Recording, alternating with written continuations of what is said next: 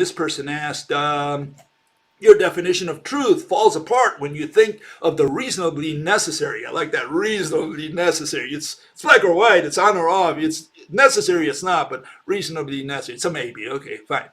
Concept true or false, this dichotomic binary concept is a major tool of human intelligence during observation. Again, introducing observers, epistemology, knowledge, perception.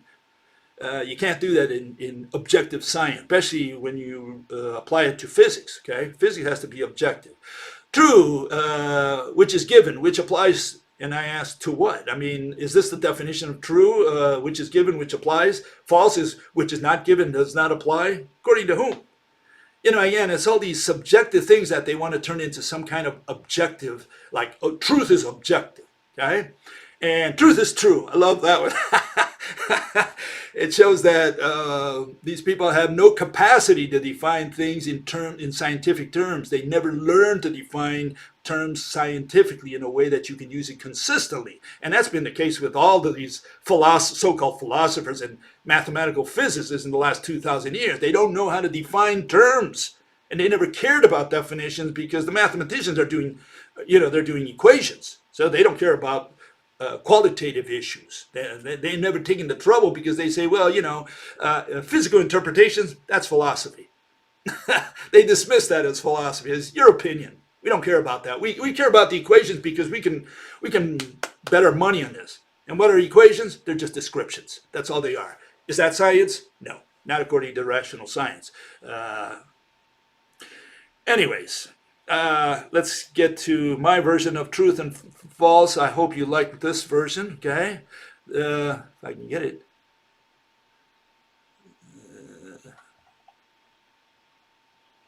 Let's see if I can get it here. Where did I put it now? Here it is. Okay, here's my version, okay?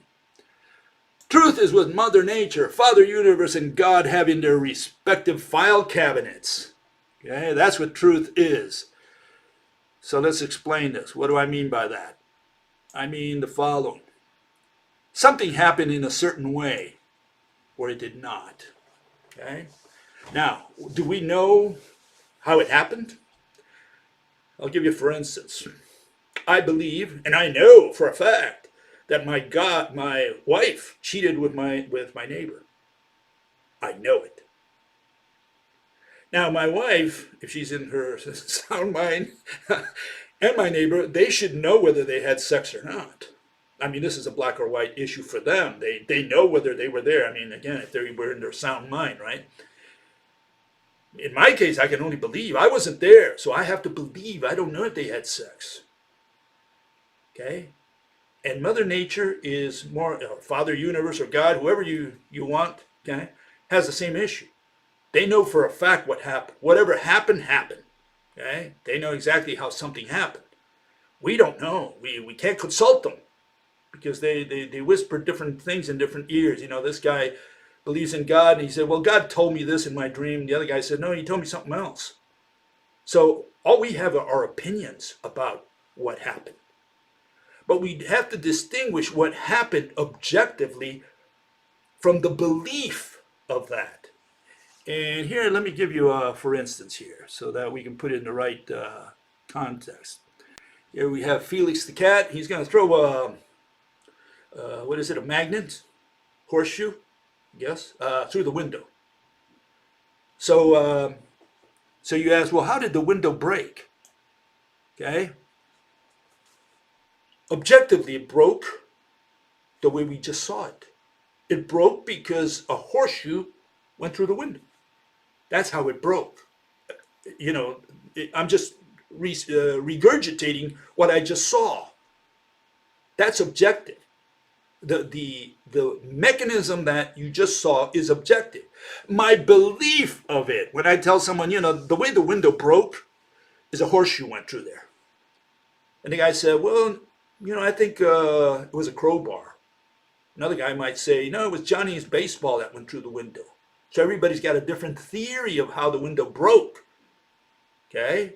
But we have to distinguish the mechanism itself, whether you use a baseball, a crowbar, or a horseshoe, we have to distinguish that objective mechanism from which one we're going to choose, which one we believe in. That's where subjectivity comes in. But Mother Nature, she knows exactly how the window broke. It turns out that the dog went through the window. That's how the window broke. The dog jumped through the window. Okay? Maybe Mother Nature knows that, but we don't. We speculate. We have all these theories of how the window broke, and this guy says baseball bat. The other guy says no, horseshoe, crowbar, whatever.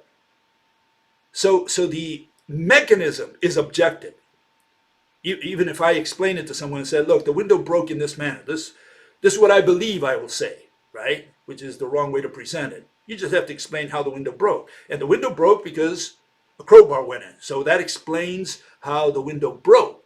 Now, the fact that I believe that specific version, that's what's subjective. Okay? And Mother Nature does the same thing. She knows how something happened. We can only believe. We have all these theories of how Mother Nature runs gravity, how she runs a magnetic field and all that stuff. We only have beliefs. Okay? And the theory itself is objective. If I say, the way Mother Nature does gravity, she has particles pushed down on someone, flattens him towards the earth. So the guy can't, when he jumps, the particles push him back down. That's my theory.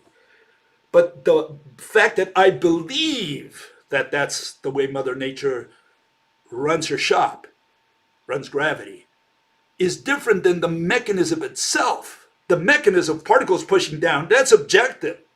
I can make a movie and you say, do you understand my proposal?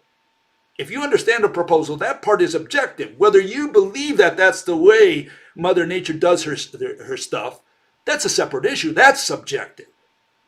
Mechanisms are always objective. If you can put them on a screen, if you can illustrate it. But of course, people confuse that with a belief, with the fact that, well, this is how I think Mother Nature does her stuff. No, forget about that part. That part is subjective. The part that is not subjective is the mechanism you're watching on the screen of how something happened. Okay?